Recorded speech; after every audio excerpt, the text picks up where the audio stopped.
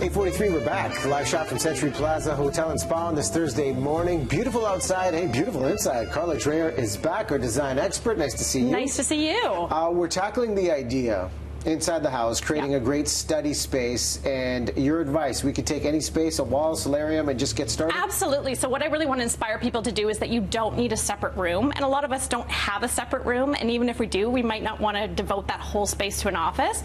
So my inspiration or challenge to you is that you can create an office anywhere. So the first step is you're going to create your zone. So whether that be, like you said, behind a couch, you could put a small desk. If you have just an odd wall somewhere, you can create an office by a window. So first step is creating your zone. I think we have a picture. I did this for my daughters, actually. Okay. A study space for them. And this is, believe it or not, somewhere you would never think you could fit an office space. We've got, it's across from our kitchen. We've got our dining room's right beside there. But otherwise, this would have been unused space. Now they use it all the time. You love white. Your house is pristine. Well, it's not this. I should have took a picture this morning of how it actually looks. They do have piles on top of that. But, you know, ideally, this is what it started. This is how it started looking. So that was the zone. So once you've created the zone, you have to realize this is in your house. So this is where people are going to see it. So I want you to think non-office-like. Like, don't go to the office furniture store to buy things. So things like putting a rug down. We put a nice rug here to define the space. Instead of a table lamp, use a floor lamp, because this is something you could have if it was beside your couch or behind your couch. It plays double duty.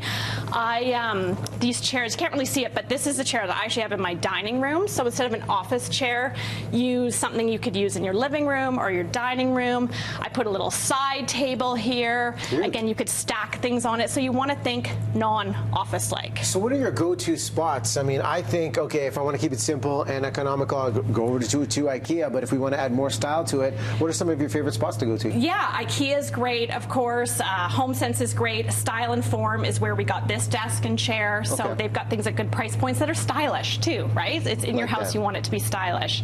And then you want to accessorize. So you've got to accessorize a little bit, but in a functional way. So I'm just saying, again, think outside the box. You could look for things too that you have in your home. So, you know, you need like baskets and bins, cute little things to put your pencils in. The artwork I know you're a big fan of too, right? And you brought a photo with the artwork? The artwork. Yeah. We've got, what I did is a command. This is actually where we did it in a solarium. So this is a super small space that you wouldn't think of for a desk. And this shows you, again, we didn't use office furniture. We've got a dining chair.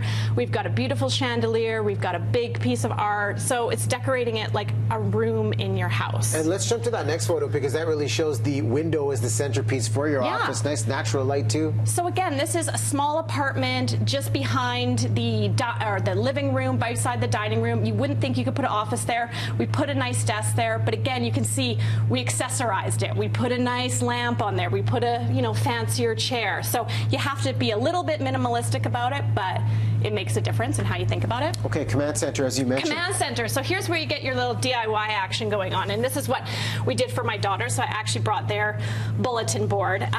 So I just took an inexpensive bulletin board from the dollar store, wrapped it in fabric that I like, and then they've got their little thing to put their artwork or their class photos. Use clipboards.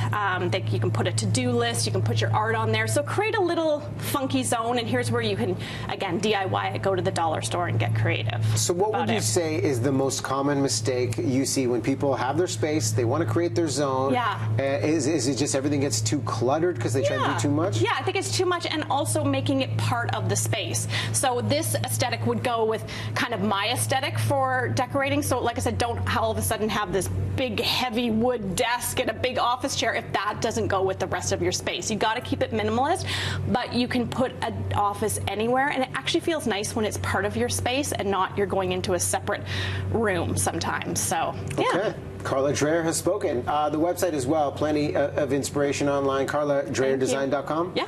Okay. Yeah. Follow along on the site. Thanks so much for bringing this stuff in. Thank you so much. It's so clean. We need to keep it this way, though. That's the challenge. This is the goal.